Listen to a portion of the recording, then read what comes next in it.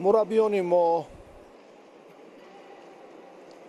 پهلوانانی که البته پگاه هنرنمایی میکنند اینجا یک لحظه منظور میگردد. فریدون استوپیروف، مستقیم امینوف، سهراب رحیموف، جان محمد طالبوف و اکنون داوری درجه جمهوریوی از شهر ترسونزاده شاهیدوف.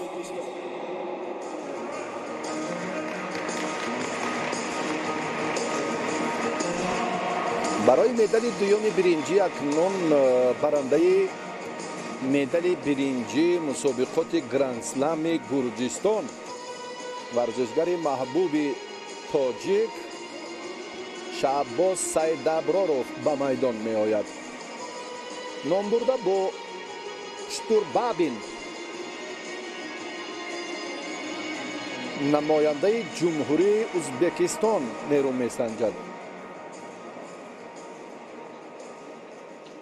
کوتاه‌تر بیان می سازیم که شتوربابین در مرحله نیمه نهایی از آبید جیبوف شکست خورد. سیدابروف و سبقت 4-1 نهایی به این مرحله آمد. در واقع تسلا بخش کوگانوف را دچار ناکامی کرد با 2-0 و به این دور آمد. تفاوتی به این مرحله آمدن پهلوانان را یک لحظه هم یادآور شدیم. فردی که در دور 4-1 نهایی شکست میخورد از روی قواعد اینجا هم در یک رقابت دیگر باید غلبه به دست آورد و بعدا برای مدال برنجی نیرو سنجد. و سبقت نیمه نهایی که یک چقریم از وخوری های 4-1 نهایی پیشتر و افضلتر است مستقیما به این دور می آید.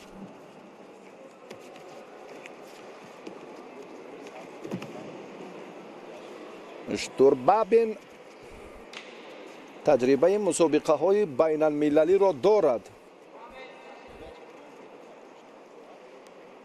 و شعباز سیدابروف هم در ردیف آمادگی هایش امروز هم تنها با یک نقص علتی که به عمل آمد، چون گفتیم در مورد سلسله شیده هایی که این پهلوان ما به ناکامی روبرو گردید در مقابل خلیفایف، یک تن از چهره های دیگری جدای کشور. سیومین شیده ورزشگری سفید پوش را از ادامه راه مبارزه نیمه نهایی در سبقت های اندک پیشتره 4-1 نهایی همین وزن محروم ساخت و بعدا سیدابروف این را اثبات کرد که او ارزنده است که برای جایزه های افتخاری مبارزه برد.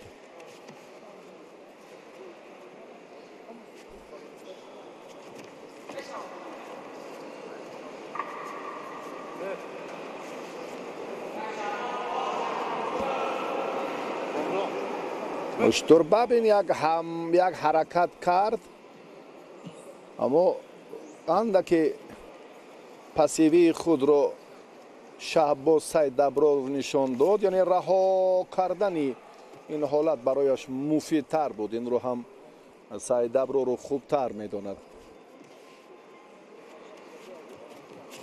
در اکثر مسابقات گرند پری و گرند اسلم بیشتر سیدابروف به همان اصولی که پشتناکی پرتافت انجام میدهد خیلی اعتبار زیاد میدهد. اما در این جریان مبارزه حالا این کار را یگان بار هم انجام نداد.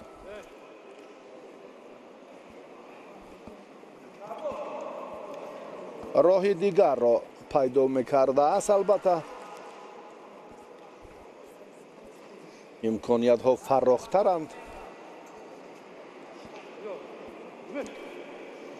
شیدو به نماینده ازبکستان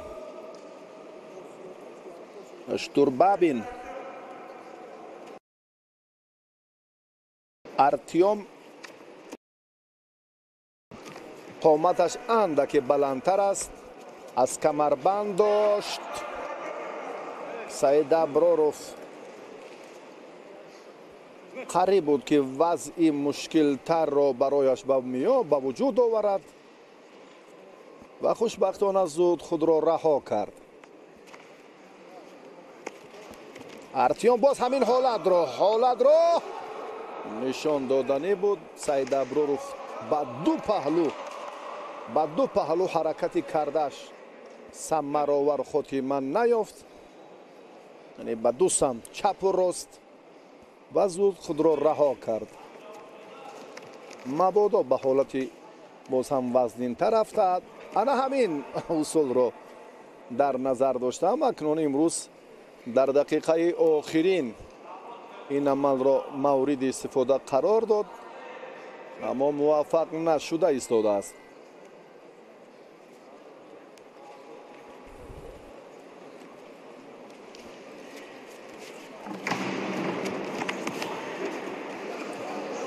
ارتیوم حرکت‌هایش ببینید که از این موقع اندکی باز هم دیگر کمی دیگر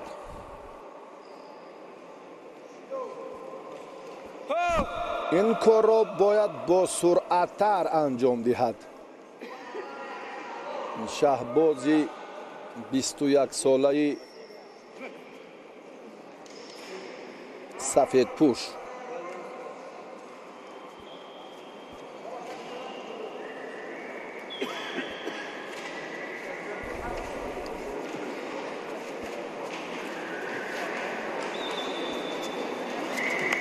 کار به وقت اضافه طول کشید. لازم نیست فکر میکنم سعید ابراروف باید در روند تلاشش دیگر توکل کرده این حالت را مورد استفاده یا این اصول را هم مورد عمل قرار ندهد. یک بار دو بار سه بار که نشد و باز هم رفتی همون استفاده اصول حالتی در زمین به وجود نآمد. برای شتوربابین ارتیوم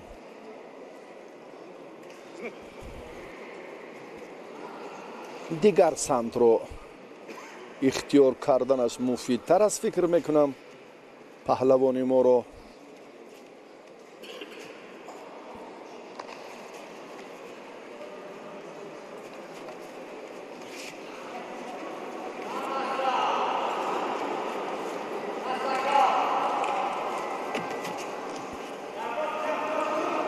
شیدو هم اگر چنین رفتی مبارزه صورت گیرد، شهباز خیلی خوب دفاع کرد. ارتیوم هم از استفاده اصولی که شهباز منظور کرد اندکی برخوردار هست و سعید ابراروف بررسی خوب دفاع کرد. هرچند سرعتی تیز هم نداشت پرتافتی ورزشگری ازبکستانی، به هر نوع شهباز آماده بود در این ردیف که باز هم خود را از این ورطه های مشکل رها کند.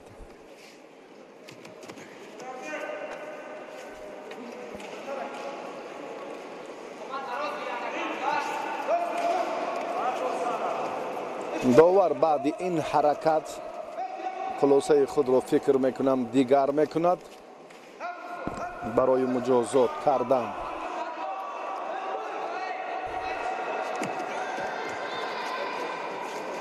ارتیوم اندکی فرصت نگرانی رو هم صرف نظر کرد.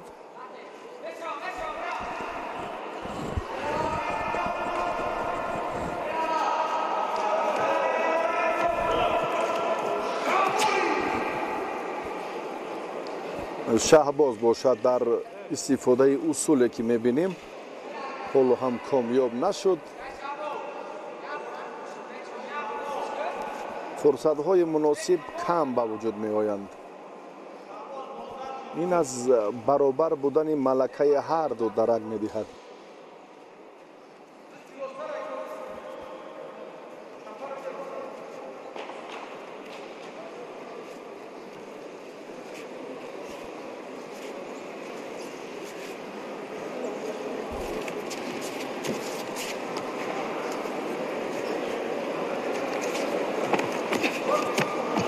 نه، چون گفتیم همون گفته ما اساس واقعی دارد.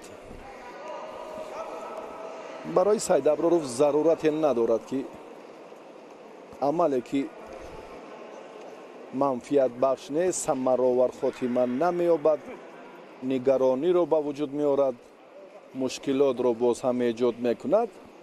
برای استفاده آن راستی باید کسی در مجموع از استفاده آن دست کشد. به حرکت هایی که چون پیشتر میبینیم از کمربند داشتن، اکنون فشار دستی راستی رقیب هم عین مدعا است. خیلی پنجه قوی دارد سید ابرارов. انا این حالت باز هم وضعیت رو اندکی نگران میکند برای پهلوان ما. مجازات اولینی او و دویمین حریفش.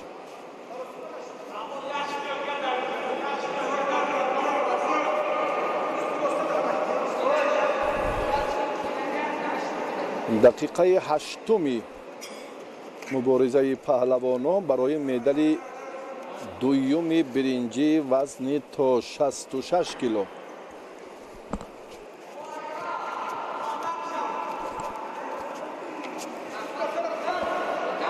آمادگی جسمانی اکنون طول کشیدنش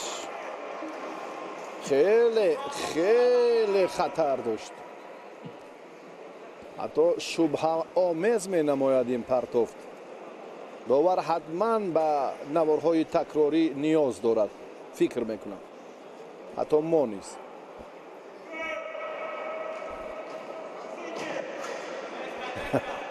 بیایید یک بار دیگر ببینیم. از اون طرفی که داور خیلی نزدیک بود به این حالت،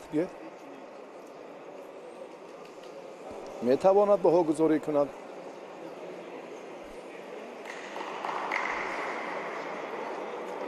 اوه، با سر رفتیدن هم وضعیت رو باز هم، چون در این مورد دو حالت است. دو حالت رو میتواند داور در این مورد باز هم. اوه با سر رفتیدن، پشت سر هم اندکی در زمین بود. مشخصا داور اینجا هم فکرش رو بیان میسازد. بله، همین طور هم بود. راستی در رفت مبارزه با سید ابرارov هم به حالت خیلی ناگوار افتاد و از این موفقیت ببینید یک بار دیگر به سر رفتیدنش خیلی خوف و خطری بسیار را هم ایجاد کرد. بسیار حتی آسیب جدی گرفتن ورزشکار هم از استثنا دور نیست. با همین ترتیب شتوربابین دویمین مدال برنجی وزن تا 66 کیلو را مال خود کرد.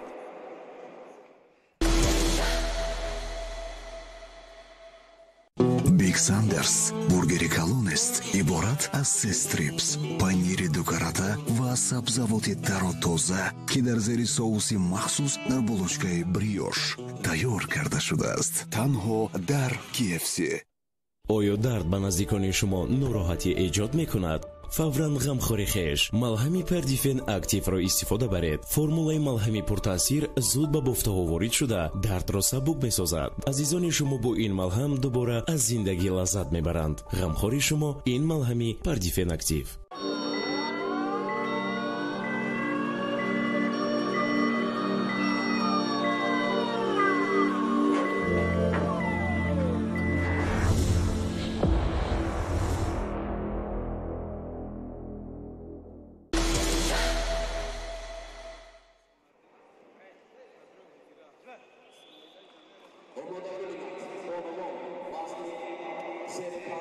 دوستانی عزیز، ما به مرحله نهایی وزن تا 66 کیلو به رقابت این واخوری جالب توجه میکنیم. دو تن پهلوان номбари тоҷикистон ҳам гӯем иштибоҳ нест. муллораҷаб халифаев ҷумҳурии тоҷикистонро маърифӣ мекунад. устоди варзиши дараҷаи байналмилалӣ, чемпиони федератсияи Россия дар вазни то 66 кило. мо ёд дорем ки чӣ гуна халифаев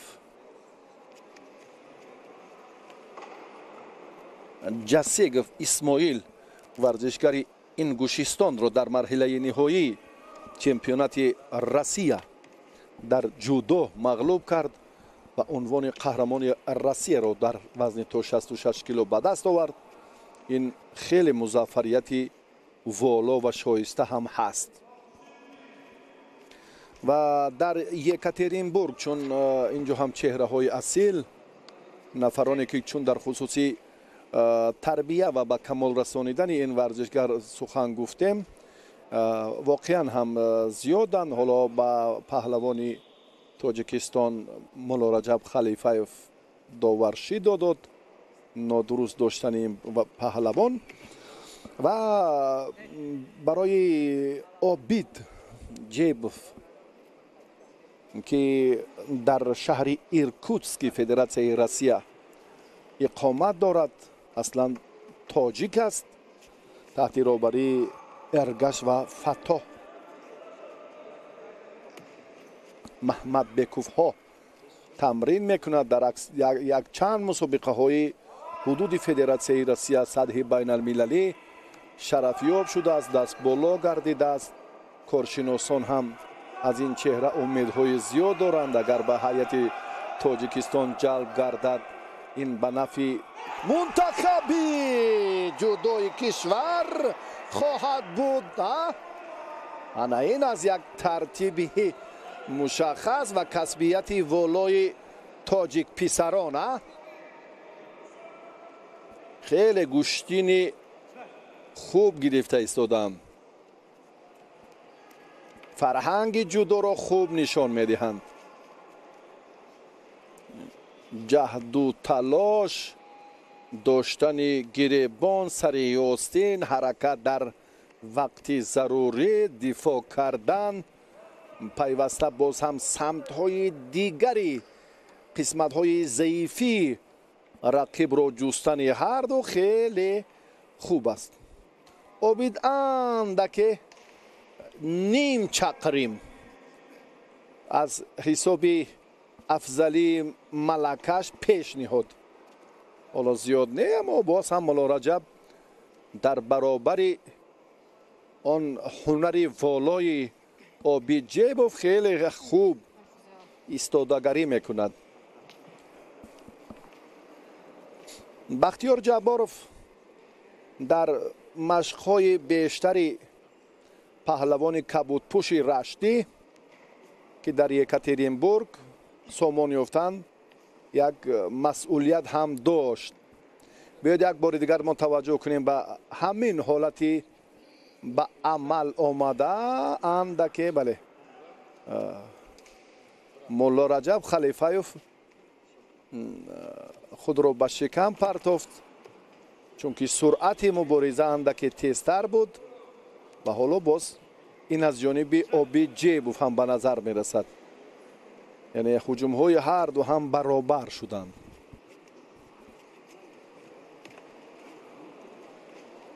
эҳтиёткорона ҳоло амал карда истоданд. ба ҳаллуки дохила Обид Ҷебов бештар эътибор медиҳад. ҳоло халифаев дар раванди мубориза ё талоши ин лаҳзаинаи партерӣ андаке боз фаъолтар шуд, аммо ин маънои онро надорад ки Обид Ҷебов аз он усулҳои худдифои амалҳои партерӣ бехабар аст. қомати Обид Ҷебов андаке баландтар, ин барои якчанд истифодаи якчанд усул мусоидат ҳам мекунад. яке аз инҳо партофти пуштнокӣ аст. اجرای این کار را عابد جیبوف خوب انجام نداد.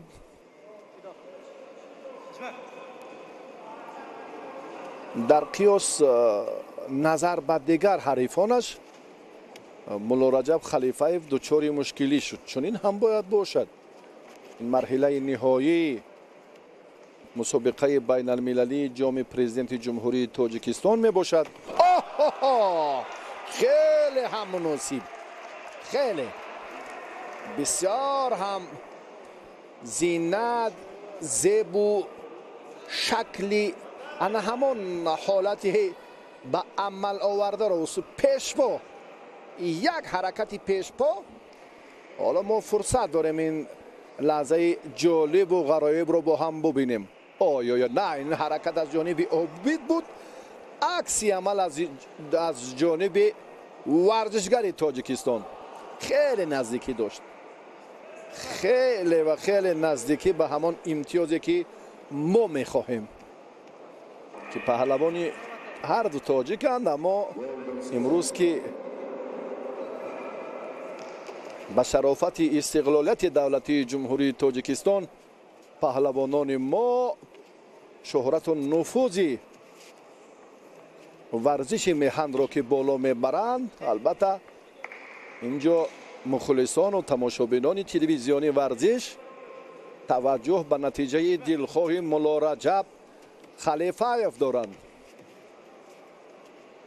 استاکارانه، ماهرانه و اندک هم دلپرانه عمل کرد. خیلی خوب بود حرکت ورزشگر کبودپوش تاجیکستان در مقابل تاجیک تباری عضو منتخب جودوی فدراسیون روسیه عابد جیبوف. این هم عامل خوب است برای دوچاری مشکلی کردن عابد جیبوف.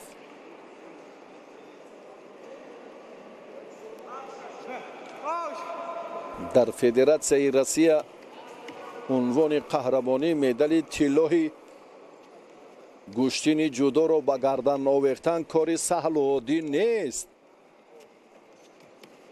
که این کامیابی به پهلوان ما دست داد. سولیسه از سری هر دو سیم و مورد داشت.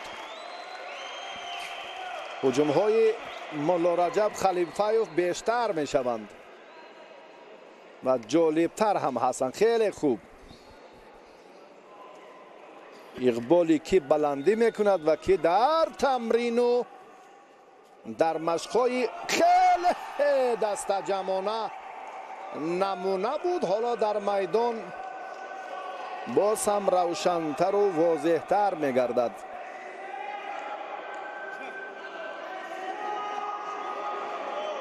دقیقه دوم وقت ایلاوگی.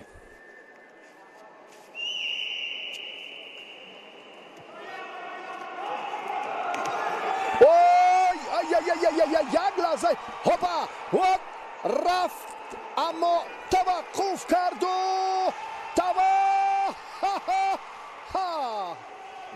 نتوانست.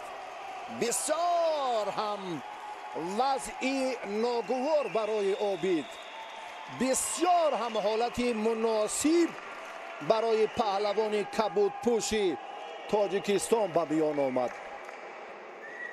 انا این است ملکه تجربه غنی پهلوانی تاجیکستان و به همین ترتیب سلسله شیداها عابد جیبوف را ناکام نمود و هر دو هم دستفشاری میکنند، هر دو هم صمیمیت دارند و هر دو هم مهربانی میدانهای زیاد. و مولا رجب خلیفه در این وزن دیگر باره ثابت کرد که نفر تصادفی نیست. بیشتر حرکت‌هایش هم طبعی دل مخلصان و تماشابینان بودند و در نهایت هم سلسله حمله‌هایش داور را به خلاصه آورد که شیدای سیوم را با این پهلوان سفید پوش تاجیک تبار فدراسیون روسیه عابد جیبوف دیدند و با همین ترتیب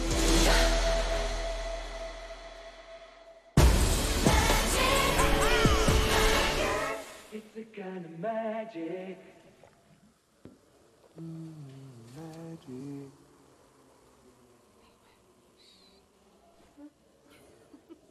равони муҳаррикии такаяма дар ҳаракати беист бо қувваи пурра муҳаррик бояд ҳамин тавр кор кунад. Такаяма сифати ҷопонии аслӣ барои мошини ту.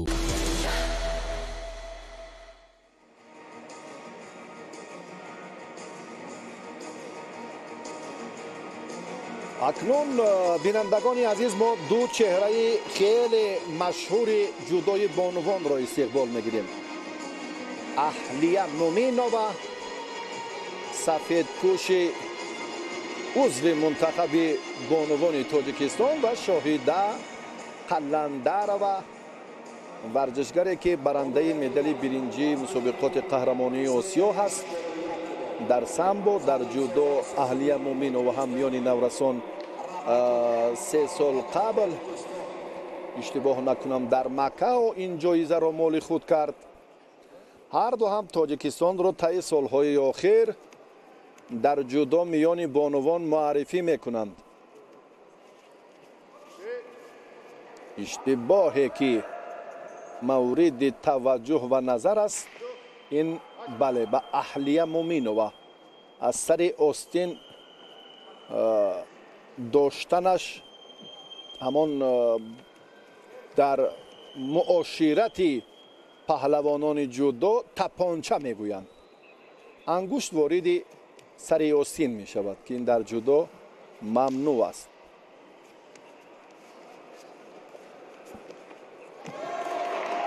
аҳлия хеле ҳаракати хубро ҳам инҷо манзур кард, аммо комёб нашуд. 1 дақиқаи муборизаи бонувон барои медали биринҷӣ бенатиҷа пушти сар шуд.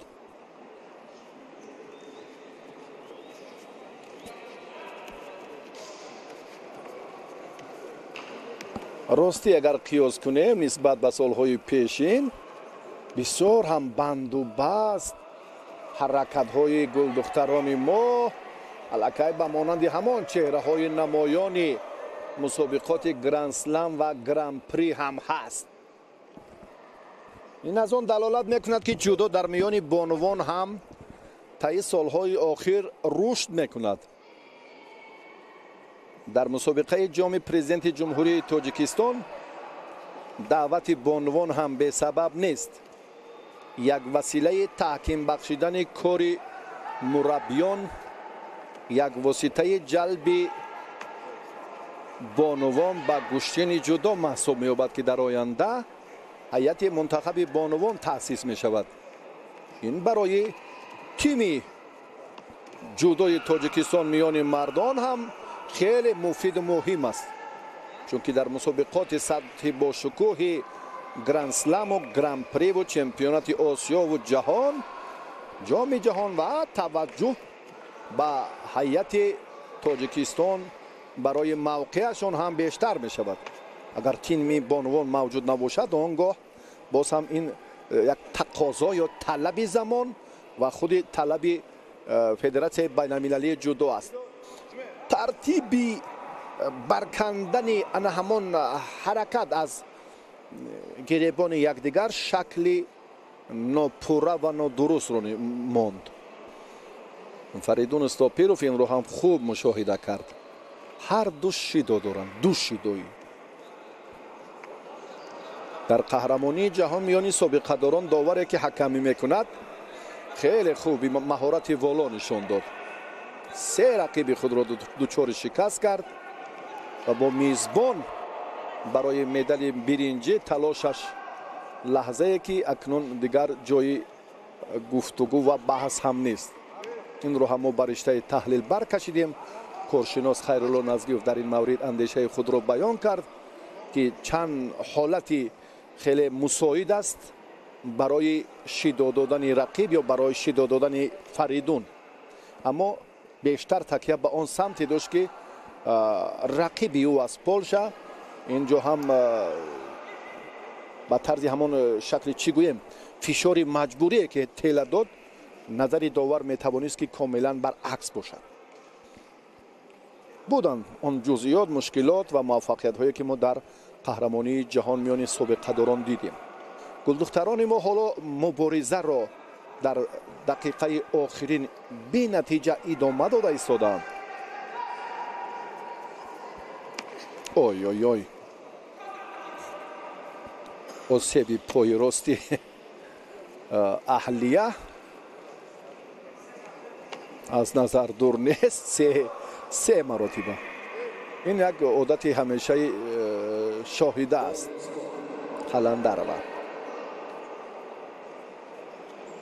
қаландарова бисёр ҳам дар муборизаҳои инфиродӣ самбо дар сатҳи байналмилалӣ нерӯ санҷидааст.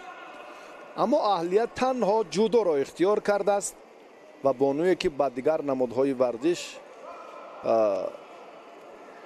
намудҳои гӯштинро дар назар дорам эътибор намедиҳад. ин як ҷиҳати беҳбудии кори аҳлия ҳам ҳаст. каме тамринаш сустар шуд. азам мисоқов ба шоҳида қаландарова дар марҳилаи охирини омодагӣ ба мусобиқаи ҷоми президенти ҷумҳурии тоҷикистон корҳои муҳимро ба анҷом расонид ва акнун бо ҳамин тартиб аҳлия муминова дар рафти сабқати имрӯза таваҷҷӯҳ кард, аммо силсилашидоҳо таҳдидаш карданд ва шоҳида қаландарова бо ҳамин тартиб барандаи медали биринҷии вазни худ гардид.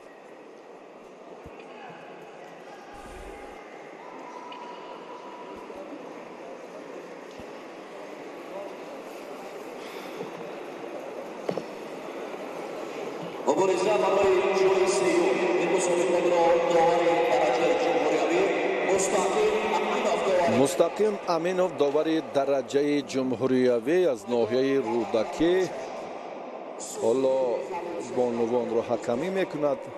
ҷавонон ҳоло дар вазни то 81 кило ба майдон омаданд. ду паҳлавони тоҷикистонӣ Субҳиддин Халилов ва Фарҳодов Раҳматуллобек.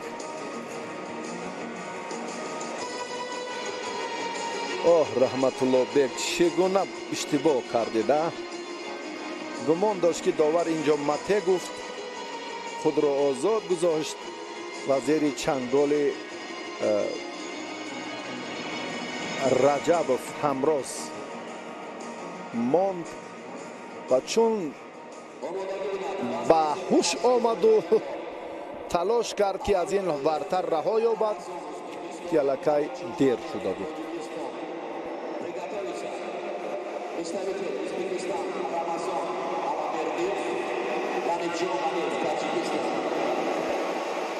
халилзода Субҳиддин бо либосҳои варзишии сафед, қаҳрамони ҷаҳон дар миёни наврасон дар риштаи самбо. Раҳматуллобек Фарҳодов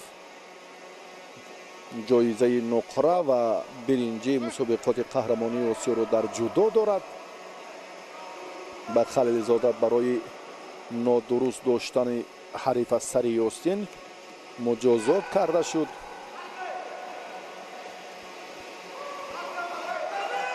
ой бисёр ҳам фурсати муносиби ва зари буд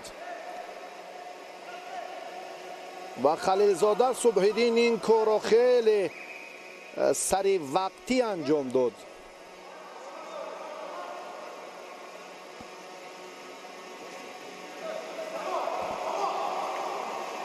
Раҳматуллобек, Муҳаммад, Фарҳодовҳо инҳо дар толори варзишӣ вастан машқварзӣ мекунанд. пештар Рустам Назаров шогирдонро таълим медод. баъдан Салим Ахмедов ҳам ба ин бошгоҳ ҷалб гардид. аз барномаҳои мушаххасе ки Нуралӣ Шарипов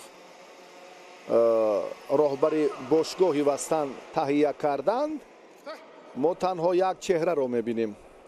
ин ҳам паҳлавони вазни то 81 кило Шодмон Ризоев ки дар ин як соли охир хеле хуб маҳораташ медурахшад. мутаассифона дар ин вазн паҳлавони мо ки тоҷикистонро ҳам дар арсаи ҷаҳонӣ маърифӣ мекунад номнавис набуд дар сурат маҷлиси ҳамин вазни 81 кило ва иттилоъ доданд ки Шодмон Ризоев андаке осеб дидааст ва ба мусобиқоти қаҳрамонии ҷаҳони шаҳри Тошканди ҷумҳурии Узбекистон омодагӣ мегирад.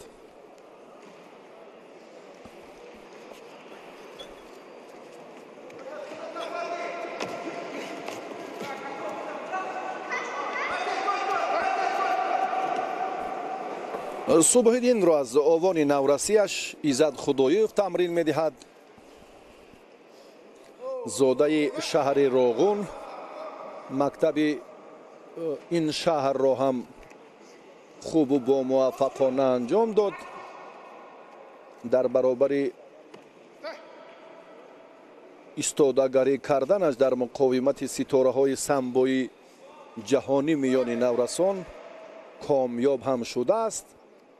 ин дурахшонтарин саҳифаи овони наврасии Субҳиддин Халилзода маҳсуб меёбад.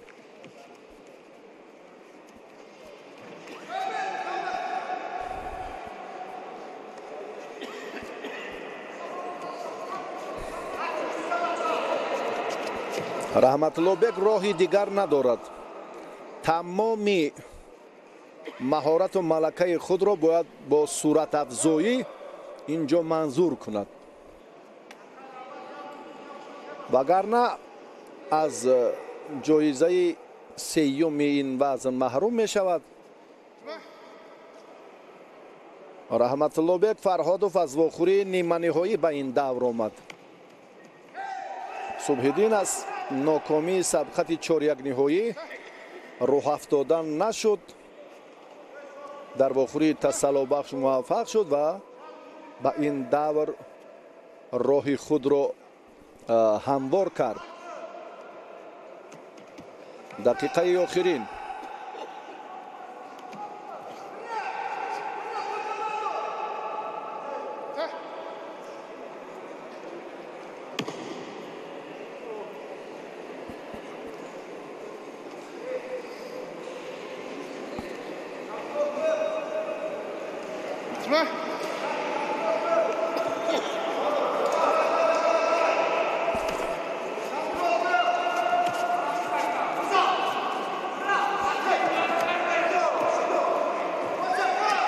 ҳамлаҳои Раҳматуллобек зиёд мешаванд. ҳолати муносибро дарёфт. бархезе дар ишораи худи ду паҳлавону аз ҳаракатҳои паҳлавону аз садои баланди Иззат Худоев ин ҳолат бармеояд, аммо дигар чора надорад. натавонист. бубинед бо як вазари дар пеш буд. қадами қавӣ ниҳод ва Раҳматуллобек Фарҳодов дар ин ҷараён хеле ҳам дар ҳолати хуби нигоҳдошти тахтапушт нигоҳдошт ба тахтапушт ҳарифи худ Субҳиддин Халиловро дарёфт. 20 сония ин фурсатро хубу бо маврид истифода кард ва барандаи медали биринҷии вазни то 81 кило гардид.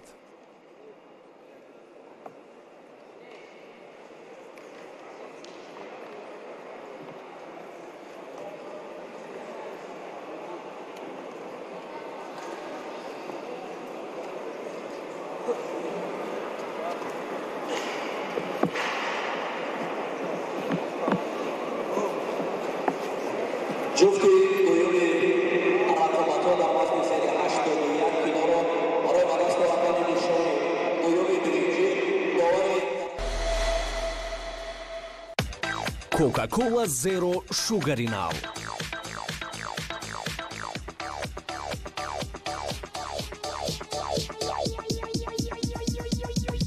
бечашва интихоб намо. барои муҳаррик равғани комилро чӣ гуна бояд офарид? барои ин таҷрибавудастони усту ва технологияҳои муосиру аъло лозиманд. барои равғани синтек мо иловаҳои омехтаи махсусро истеҳсол ва истифода намуда сифати сатҳи ҷаҳонӣ ба даст меорем. синтек ҳамеша интихоби оқилона.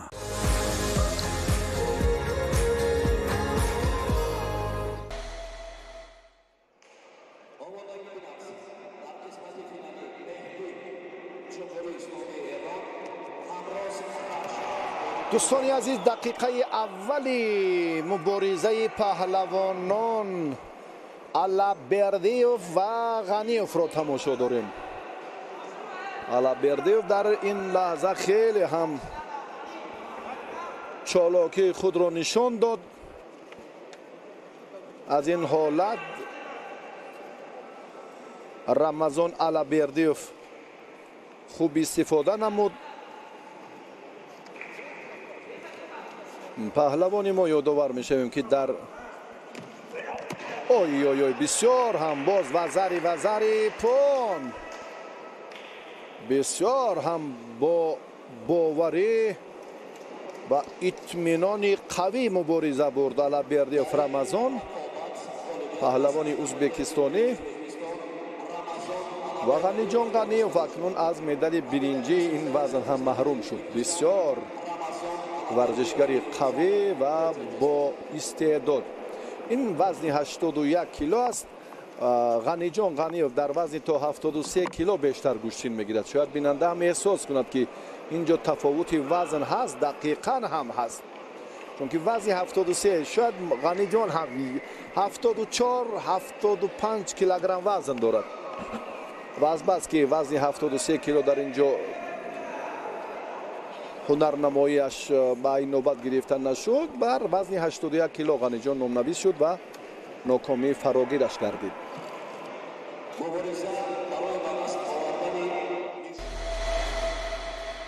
شتابه تو 30% تخفیف در گلوس. تخفیف تا 30% موسمی در مگا مغازه‌های گلوس از 15 تا 20 سپتامبر. مگا تخفیف در گلوس. لباس و پایافزال‌های ارزان برای تمام عائله با 30% تخفیف در گلوس. لباس‌ها را از نرخ خریدمان ارزان‌تر می‌فروشیم. از خاطر نبرو. تنها 6 روز از 15 تا 20 سپتامبر. سراغ ما روبروی صدبر و سیام مال دویم آشیانه. جالب را ما با هم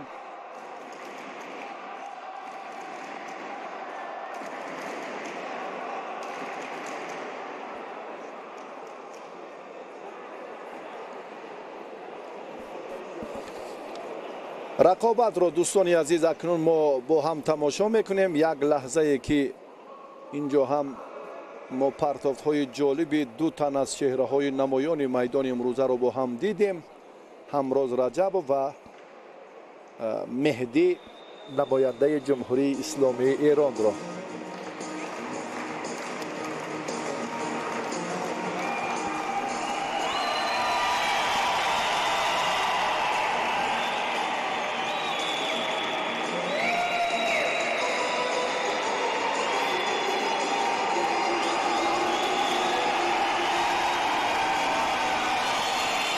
به توجه میکنیم دوستانی عزیز اکنون بر رفت سبقت بر تلاش پهلوانان نامور میدان امروزه که هر دو حالا آماده‌اند که در مبارزه امروزه باز از خود متانت و مهارت والا نشان دهند.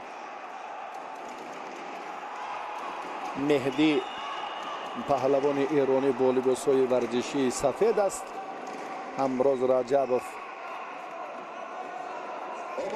ورزشکاری نامور چمپیون آسیا برنده دو دفعه مدال برنجی قهرمانی جهان. خیلی هم فرصت مناسب بود برای دریافت امتیاز وزر. همراز رجبوف بسیار هم جهد و تلاش شایسته کرد و خیلی هم خوب اینجا از خود متانت نشان داد. رجبوف در دیدار اول پهلوان تاجیکستان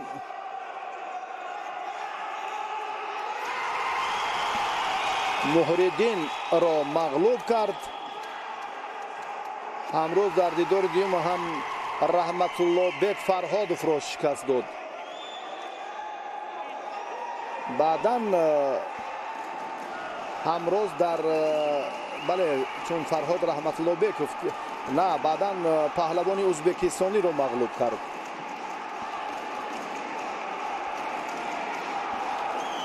در دور سیوم و به این مرحله آمد.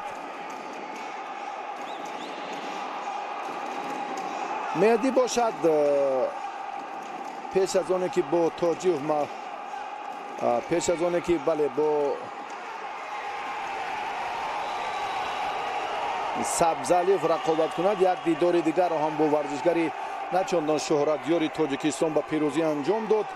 بعداً سبزعلیف را مهدی در واخری‌های 8 نهایی مغلوب کرد. تاجیف را هم دچار شکست کرد پهلوان ازبکستانی را و با این مرحله نیمه نهایی برآمد. در واخری نیمه نهایی غنی جان را مغلوب کرد. امروز در واخری نیمه نهایی فرهاد را.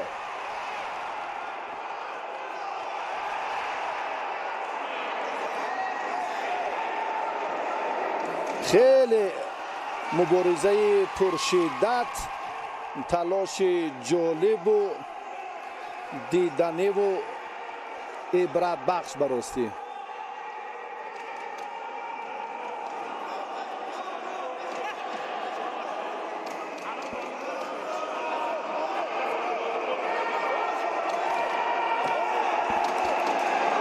ورزشگر تاجیکستان بسیار جرأت متانت خود را دیگر باره نشان می‌دهد.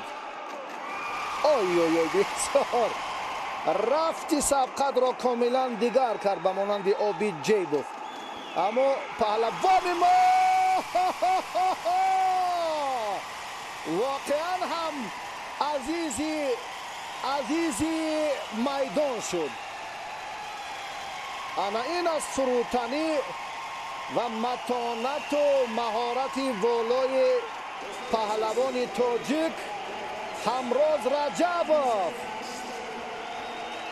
مهدی در مقاومت رفیقش تاب آوردن نتوانست و دلشادزاده علی بیگ، عبدالله سعید خواجایف، چند تن از آن مربیان گوشتین ملی را دیدیم که بسیار هم شاد و سرفراز شدند. سطحی استفاده اصول بسیار عالی بود. یک بار دیگر آن همین پشت پا حرکتی را که واقعا همراز رجب برای ما نشاط و خرسندی آورد. احسنش میگوییم. خیلی خوب، مبارک باشد.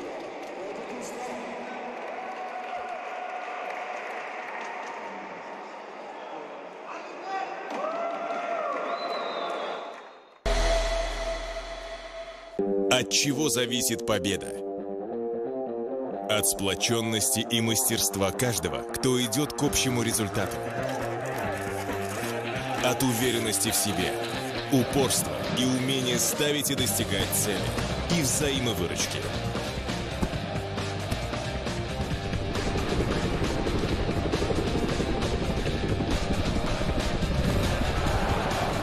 Иди к победе.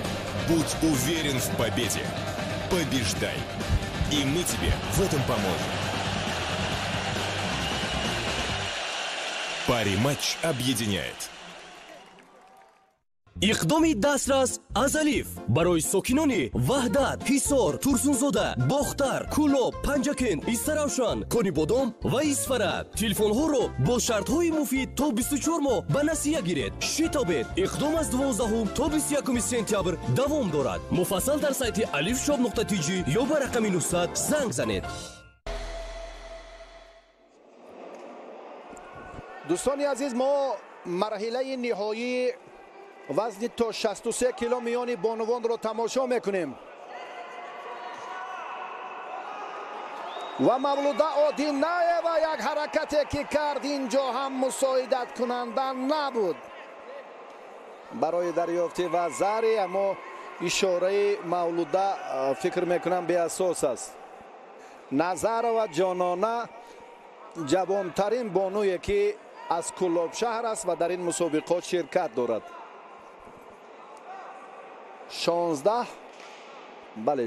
сола аст ва Ҳасан мураббие ки ба ӯ тамрин медиҳад дар раванди омодагиҳо дигарбора собит кард ки иштибоҳ накардааст ва аз ин чеҳра мо умеди таваққуф буд. Ман фикр мекунам инҷо ҳам имтиёзи вазари нест. марҳилаи ниҳоиро тамошо дорем. Як лаззатовар ҳам ба ин самт эътибор дод, аз ҳолати такрорӣ хулосаи худро баровард.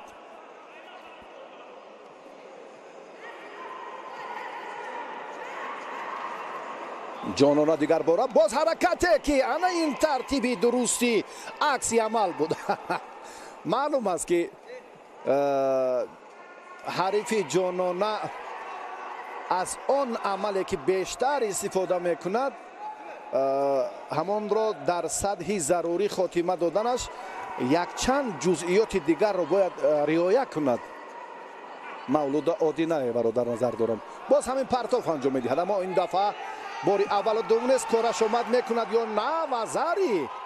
вазари Мавлуда Одинаева акнун рақибро дар ҳолати ба тахта пушт нигоҳ доштан муваффақ мешавад ё на. 5 6 7 8 9 10 ба анҷоми мубориза Мавлуда Одинаева дар ниҳоят ҳам хеле ҷасорат кард ва гулдухтараки 16-солаи Куллобшаҳрро дучори шикаст кард.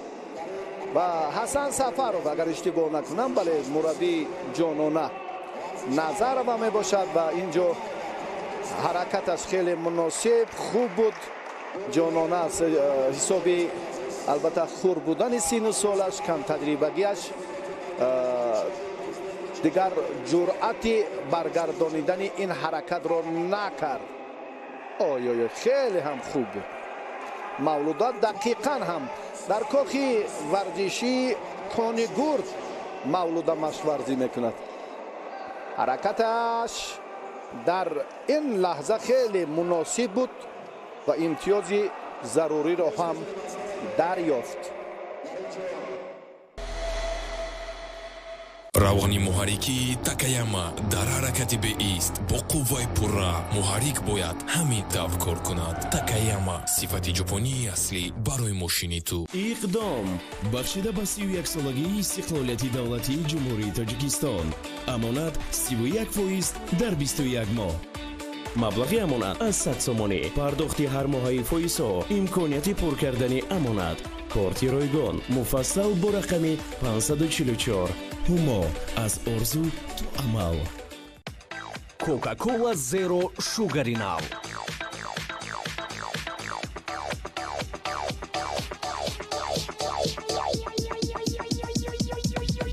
бечашва интихоб намо.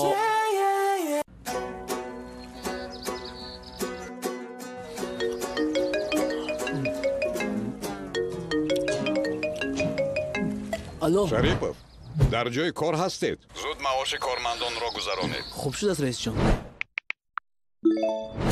бо Эсхата бизнес амалиётҳоро аз ҷои нишаст ва дар вақти дилхоҳ гузаронед. бонки Эсхата бо ҳам ба сӯи комёбиҳо.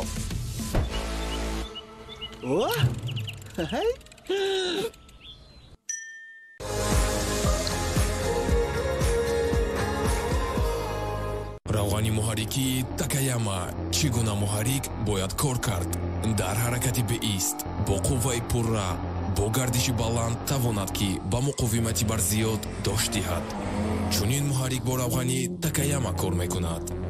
Такаяма сифати ҷопонии аслӣ барои мошини ту. It's a kind of magic.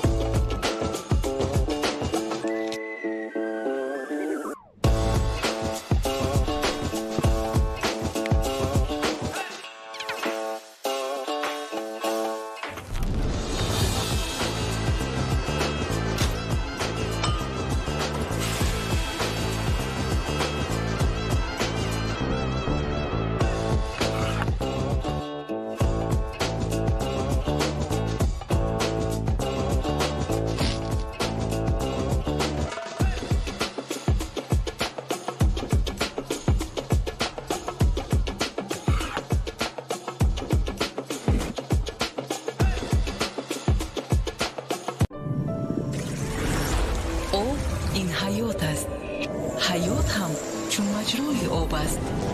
گذشته، حاضره و آینده ماست. زیستن یعنی حس کردن، از حیات بهره برداشتن و داشتن احساسات نوین است که زنده بودن را تأکید می سازد. حیات موسیقی نیست که تکرارن صدا بدهد. لحظه های حیات را برگرداندن ناممکن است. اوبی آفتاب و قله های برفپوش سر می کشد.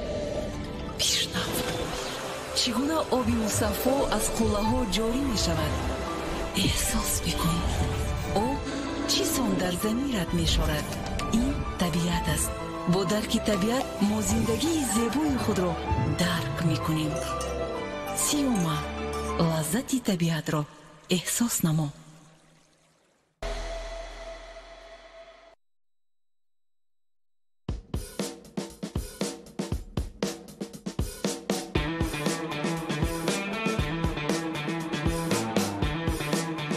Malai, former world champion against Pietri, former world champion, and Pietri goes over. And that was a great readjustment. Look at that. Head dives under, and then he drives forward.